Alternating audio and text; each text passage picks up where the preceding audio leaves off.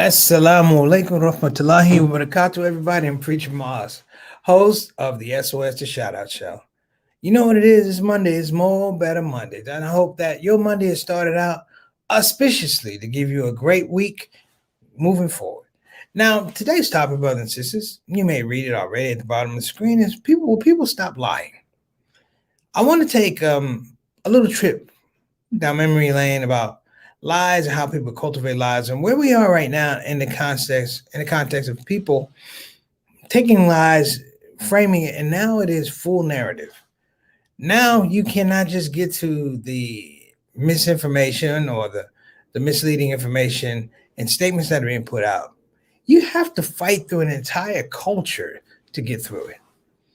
I'm going to be referring something that Honorable Minister Louis Farrakhan said something several years ago, and it has become it has rang prophetic, if you will. And it is that idea that if we are not in the practice of standing up for truth, then we will get trampled. If we are in the practice of questioning our truth sayers, if we're in the practice of persecuting our truth sayers and not holding them up, as has been throughout history, we've had to hold up people who tell the truth. And you have to hold up more people who tell the truth because there are always more people who tell falsehoods.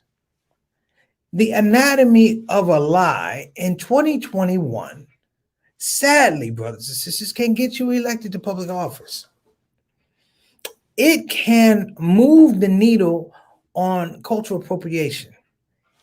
It can, brothers and sisters, frame religious ideation as well as gender ideation. Because people, brothers and sisters, have not gotten to the place where, as I said before, they stand up for the truth. And when I mean stand up for the truth, I mean that we're talking about a particular space, a particular reason, a particular time, and a particular position. The idea of standing up for the truth, brothers and sisters, is that you have to have a combative type of deal. You have to have a combative type energy. And when I say combative type energy, I mean that you have to be understanding that this process of standing up for the truth could very well cost you your career, could very well cost you your life. It sounds dramatic. And the reason why it sounds dramatic is because it is. And this same thing plays out, brothers and sisters, not on big stages, but on small stages, backcountry roads, back court systems, little towns where people who stand up for the truth are automatically trounced or held out as an example to not do it. And I think even moving forward, and I'm going to expound on it as much as I can, is the idea that this culture that we're in right now leaves an indelible blueprint for the culture that's coming behind us. So my worry, brothers and sisters, is that the children watch the adults and the parents lie and prostitute themselves.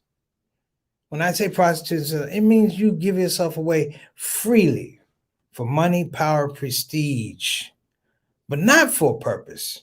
And even in our religious context, not for the pleasure of Allah subhanahu wa ta'ala. We give it away for the pleasure of being able to tell somebody that I'm with you, that I'm on your side, and that you should like me, brothers and sisters, because I'm telling you what you want to hear.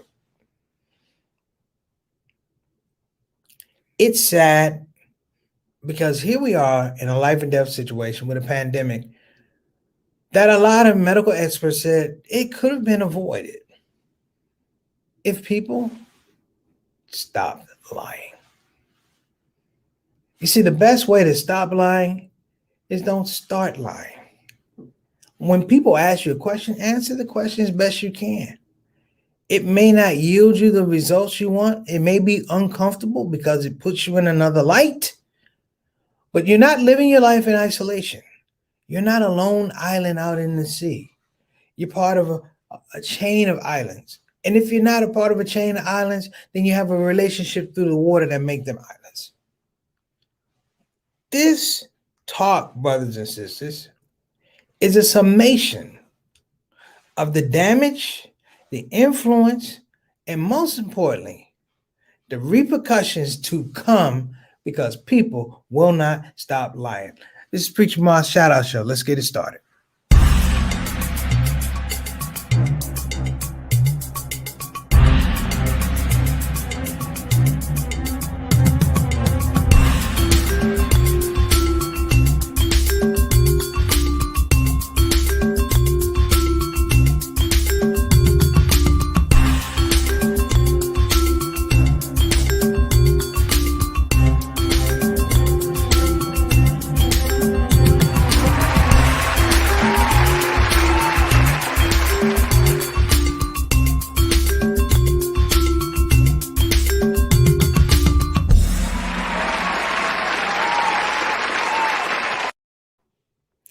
Assalamu alaikum warahmatullahi wabarakatuh. Before we get started, right off the top, we want to give a shout out, prayers, and arms around you, Miss Eleanor Davis, for her aunt and her niece. Her niece was in a car accident about a week and a half ago, so she's currently hospitalized. We want to make sure we get that love package, those du'as and those prayers out to Eleanor Davis and her family, her aunt, who is also ill, and her niece.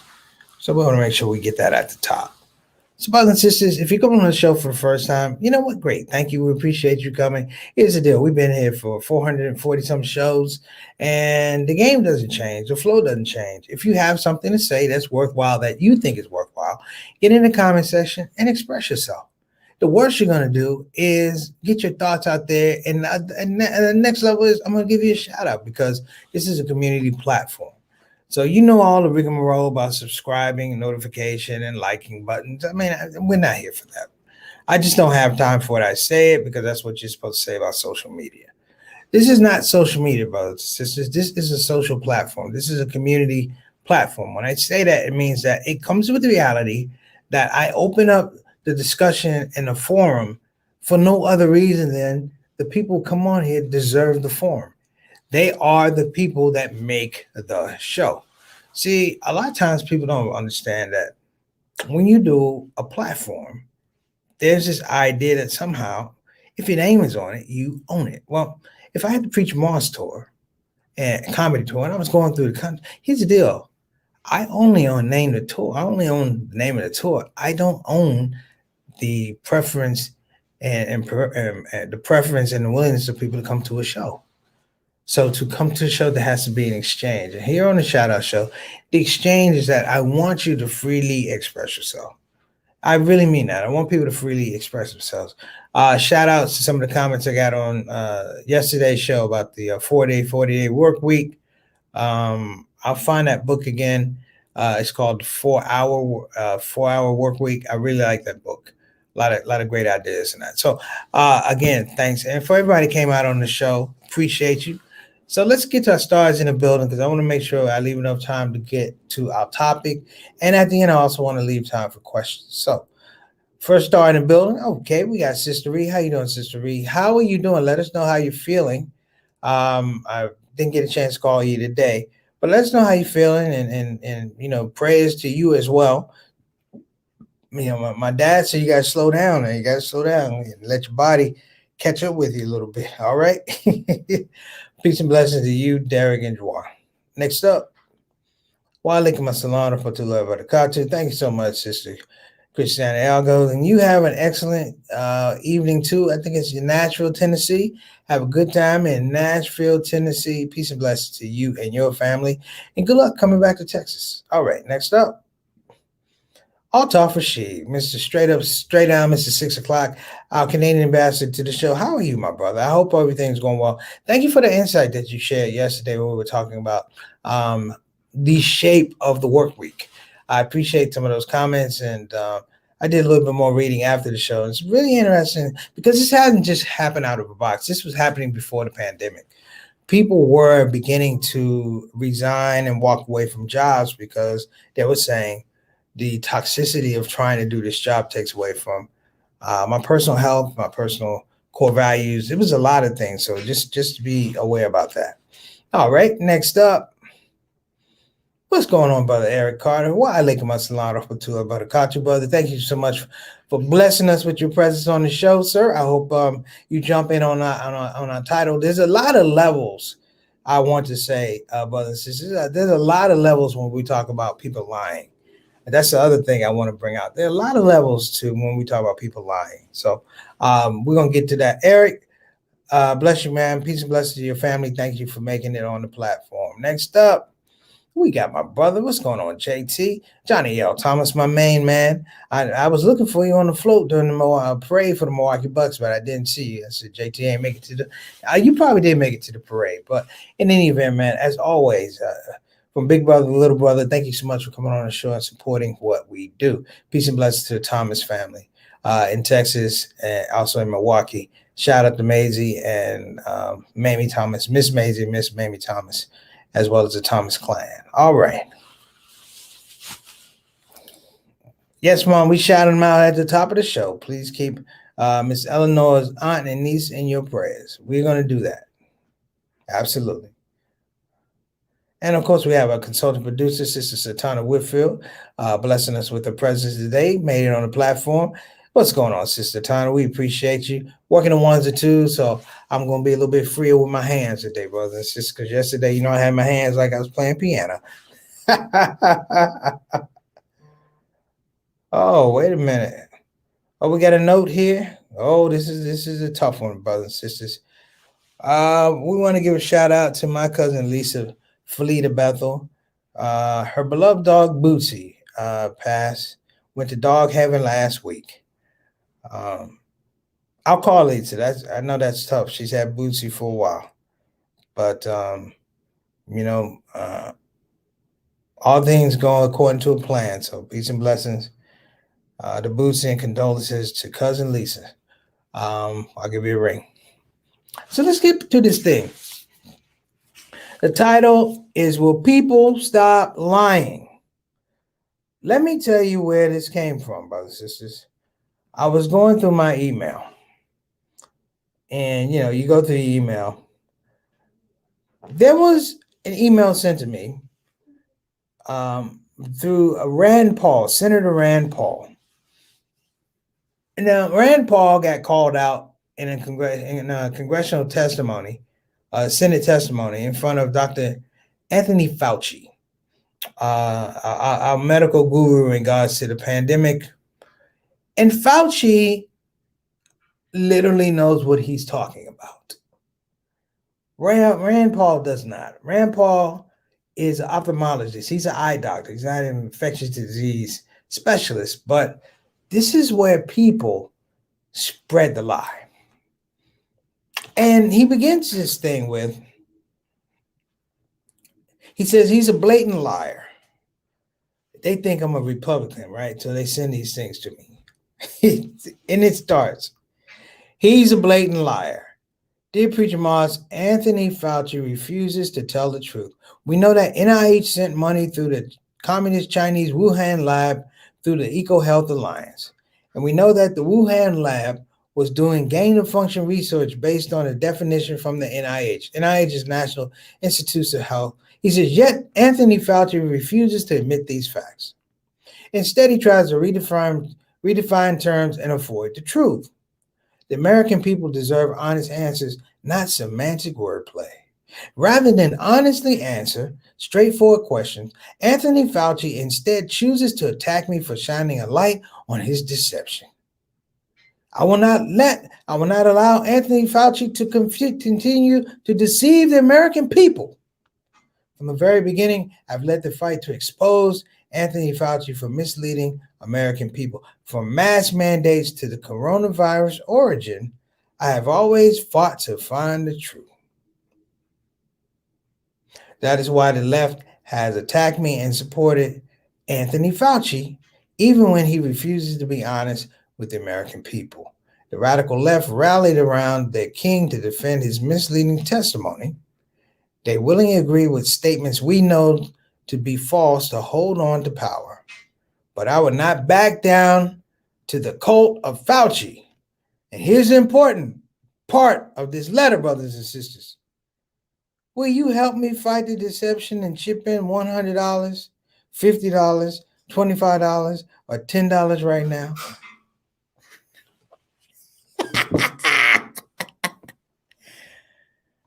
Let me channel my inner Minister Louis Farrakhan. It ain't gonna be hard because most of y'all can channel your honorable Minister Louis Farrakhan as well. The language of a liar only appeals to liars. Let me say that again. The language of a liar only appeals to liars. A liar cannot go around truth tellers. They don't mix. They're like oil and water. In a community setting, it was easy to tell the truth. You remember the truth because if you got to a point where you didn't remember the truth, or you chose to directly lie and deceive people, there were folks around you that were holding on to the truth. Thereby, what you were talking about was rebuffed. You now have a situation, brothers and sisters, where the audience for the liar is other liars.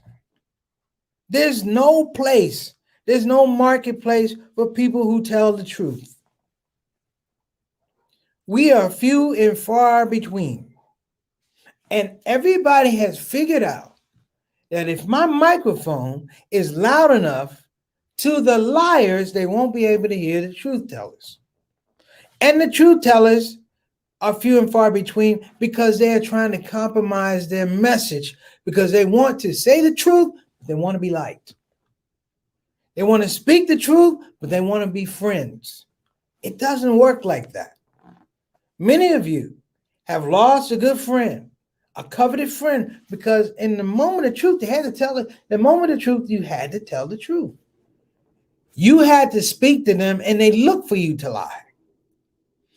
As we go through this thing, brothers and sisters, we have a pandemic, and I just talked to two health care professionals today, and they assured me that this pandemic is going to reach crushing proportions by the time we get to the end of August before school starts. They have assured me that the worst is yet to come. And the reason they assure me that the worst is yet to come, they said because the rhetoric has been hyped up, because now the liars find themselves about to be exposed. But what is the cost of being exposed as a liar to other liars? It just means you're not that efficient a liar. Your efficacy of misleading people and giving misinformation is not as good as it should be. Move to the back of the line because there are other people who lie better than you. And that class, brothers and sisters, and that party, brothers and sisters, and that culture, brothers and sisters, is the thing that we fight every day.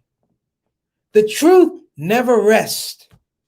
It can never rest. But the liars, they don't rest. They multiply.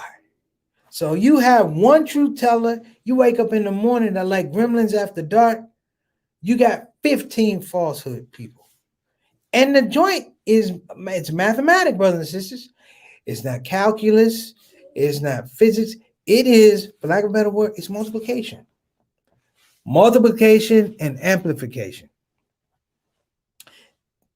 I shudder now when you see people who have lived the lie to a certain extent and they find themselves in positions of power where I can change the narrative of history. Hear me now, the narrative of history by virtue of the fact that I am the person that has the pen to write history. And the killer part is they have the pen or the pencil to write history moving forward, but they also have the eraser on the top to erase what happened beforehand. So you will look at a situation like Texas and you'll find that there's no need to talk about Martin Luther King anymore. We're definitely not talking about Malcolm X. We're not talking about women's issues. We're not talking about slavery. Unless it somehow, brothers and sisters, supports in advance is the lie that we've been telling. Because the generation that comes behind the generation of liars and storytellers is this: a pure mind, a clear mind, a fertile mind. And now you've put it in their minds. This could get controversial, but why don't you go with it? Why is it heterosexual couples, heterosexuals find themselves under attack these days? Why is that? Why is the fact that I live my life a certain way all of a sudden a problem for how you're trying to live your life? Do you hear what I'm saying? I don't attack people for their gender preference. It is what it is. If you ask me, I'll tell you how I feel. But I'm not trying to burn down your house. I'm not trying to beat you up. It's like, this is just an opinion, but it's never enough. If I don't agree with you, the lie now, if I don't agree with you, then somehow I am oppressing you. Think about that. If I don't agree with you now, I am oppressing you. And the crazy part is, the people who do the oppressing, these are the ones who, I guess, they absorb these positions now. Because there's different levels to this. Okay, there's different levels to this. There's a truth teller, but the truth teller is in a totally different market these days. Hear what I'm saying? The truth teller is put in a space whereby when you open your mouth to speak the truth, the logic and the rationale bears out clearly that you're already talking to the converted. You can't get over here to the crowd that's speaking.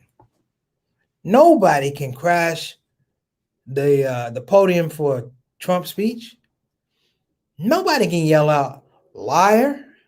Let me tell y'all something. I'm watching Barack Obama, the president of the United States, give the State of the Union address. The first president of color. And somebody yelled out, liar. And nobody said anything. Now you got a whole clique of people, damn near a whole political institution built on lies and sustainable lies. The most dangerous thing in the world right now is a person with a connection to good conscience that looks out of their eyes and employs compassion, logic, and great questions. See, the thing with liars, the most efficient liars, is this one. Liars can never ask the great question. A liar can only give you a great answer. It's like a test, brothers and sisters. You ever take a test? Now think about how crazy it is if you're taking a test and you don't look at what the question is, but you come up with an answer before the question comes. And then when the question comes, you're trying to somehow frame your answer to the question so that you could be right in your mind, or whatever format you're in, whatever platform you're in, you're trying to do that. And this is the reverse. This is the end, brothers and sisters, of objectivity. Hear me now. When you have a culture of liars that speak to other liars, they make Shaitan go, damn. Even Shaitan tell you the truth. I mean, he might deceive you, but he's going to tell you the truth about who he is and what his limitations are. These people lie, and here's another thing. They lie without any acknowledgement of limitations. Meaning, they lie about everything. Here's my problem with Karens. It's not a white woman accusing black people of doing stuff falsely. It's a broke down white woman accusing people of things falsely. In her community, nobody will pay attention. In her community, nobody will pay her attention. She has no status or rank. But if I can come up with a lie that has, let's say, similar characteristics to how we've used this language and the laws to oppress other people, then you right on in there. Glad to have you. Your lie plays into our lies of what we've been telling. And here's the secret, brothers and sisters.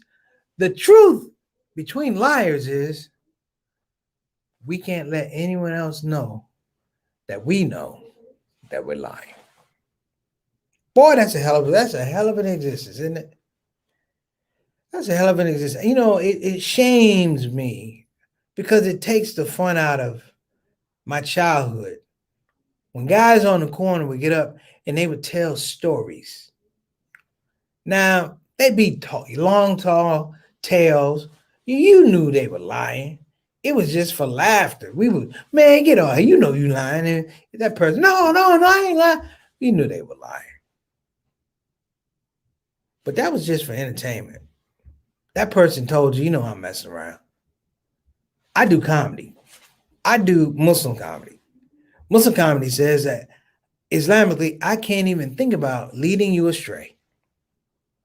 I literally have to weight the words that I use in a comedy set to make sure that it satisfies the highest of the believer and the lowest of the believer. I can't make distinction. But I've gone to comedy clubs when people just outright lie. And everybody claps their hands. Now, this is no knock. I mean, the people in the audience can make their own decision as to whether this thing is truthful or not. That's not what I'm talking about. What I'm talking about is that when it becomes a culture, brothers and sisters, a culture and it becomes counterfactual to everything that's out there, then we have a problem. Then we have a situation, a syndrome, if you will. Can I call it a syndrome? It's not a situation. It's a syndrome, brothers and sisters, whereby we can't snap these people back into reality. The sky is falling and the boy who called wolf, those are all cautionary tales about how we give out information. Now, the sad part is that the liar, and we say, will people stop lying? The answer is no. The answer is no right now because there's no repercussions. We can't bring to bear the fact that our capital was attacked and the liars came face to face with the liars. And the truth tellers had to sit and watch on the sideline. We couldn't make a play. We couldn't interject ourselves and go, this is not a democracy. This is criminal. This is not Christian-like. This is not moral. This is not ethical. Because nobody heard that. Because all the people who were in the fray, they weren't moral. They weren't ethical. They weren't Christian-like. They weren't citizens. Yet, they occupy a popular space. The 2022 election, brothers and sisters, the midterm elections, will be an election built on who is the most efficient liar.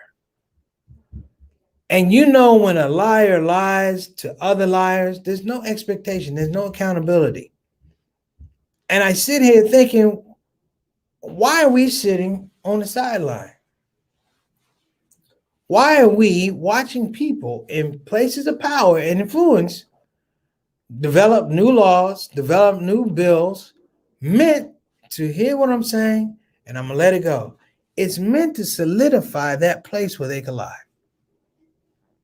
It's meant to craft space with this authenticity and the dishonesty of words and deeds. And we keep constantly going back and forth, brothers and sisters, back and forth. You can't go back and forth. You can't go back and forth. Let me give a shout out to Sister Salim. Good to see you. Wa alaikum assalam wa rahmatullahi wa barakatuh to you. But let me throw this conundrum out to you. And this is courtesy of my big brother, Reginald Kitchen. We were talking about Islam right before I converted to Islam, before I took my Shahada. And we talked about the religion of the slave. And I said, big brother, what made you become Muslim? And he said, I had a dream one day that a white man told me that God loved him and God loved me. He said, but as soon as he said that, he told me that God thought it was all right for him, the white man, to treat me unjustly, to keep me in bondage. And the question was, why are you allowed to do that? And the white man said, because God said it was okay. God ordained it. Now y'all know, and this is tough for a lot of people to digest. The Quran doesn't say that. The Bible doesn't say that. But every law that's been put out in terms of social justice that's come from white establishment has been built on the fact that it must break black people's back. It must break Native American spirits to the point you don't ask questions, to the point you don't investigate, to the point that for you, the lie is the truth. After that conversation, I said, let me speak my truth, which was, La ilaha illallah Muhammadan Rasulullah. Yes, indeed. Ain't no lying on that. So listen, that's our show. Again, Cousin Lise, I'm sorry about Bootsy. I know how much you love the dog. Everybody's been on the show. I appreciate you. Sister Eric, Sister Celine, Sister Ree, JT, Altaf, Mama Mary Moss, everybody, Brother Eric. Thank y'all for coming on the show. My mom says sometimes tough and sometimes dangerous now that liars continue to build stronger coalitions to overcome truth tellers. Yeah. It's the problem that we're not building truth tellers like we used to.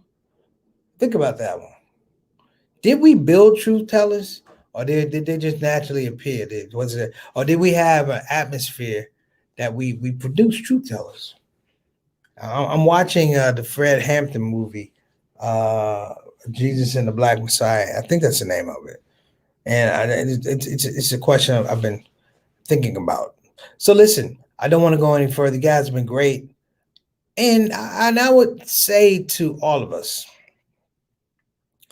let's revisit the truth teller in all of us and build a coalition of truth tellers who can be effective, because 2 truth tellers can be more effective than 200 liars. I believe that. It's a prophetic statement. I do believe that. Because the truth tellers walk with a different type of cadence. They have a different type of support system. The liar only has the other liar and lie. So I'm going to get out of here, brothers and sisters. Let's give a shout out for our sponsors, BeFinancialIndependent.com. Again, that's BeFinancialIndependent.com. You can call 1-888-496-6845. Again, that's 1-888-496-6845. Give a shout. Check it out. We're trying to get some of you people out of financial debt. You know what I'm talking about. Break those chains of financial debt, brothers and sisters. You got to do it. You know, for all of this stimulus money and government money going around, grab yourself some, invest it wisely, and build a future for yourself. You know, because it was a lie back in the day that they ain't had no money. How about that? We broke. Now all of a sudden they got stimulus money. Everybody's getting some. Think about what I'm saying. Also want to give a shout out to Bayan Islamic Graduate School. Again, that's Bayan Islamic Graduate School. If you're interested in getting a quality Islamic graduate education, I would highly suggest Bayan Islamic Graduate School, and you should go to bayanonline.org. Again, that's bayanonline.org to get information, or take a look at some of the scholars that they have. They have some videos there that you can peruse. They're free. Some great speakers, Dr. Sherman Jackson, Dr. Umar Abdullah, Dr. Omar Suleiman. You have some powerhouses. Dr. Ingrid Madsen. You have some powerhouses who have presented as visiting professors to this Bayan Islamic School. So you should check it out. So listen, I'm going to get out of here. You guys have been amazing. Assalamu alaikum wa rahmatullahi wa barakatuh. Speak the truth. Take care now. There you are. I know you're looking at your screen going, that's a good looking black man. And you're right. I'm Preacher Moss, and you're not. Today, I want to talk about Olive Branch Muslim Family Services, better known as the people who help people. And I need you to help the people who help people so they can continue to, you guess it, help people. Get it? Got it? Good. Olive Branch Muslim Family Services. Action you can see, compassion you can feel. Graphic now.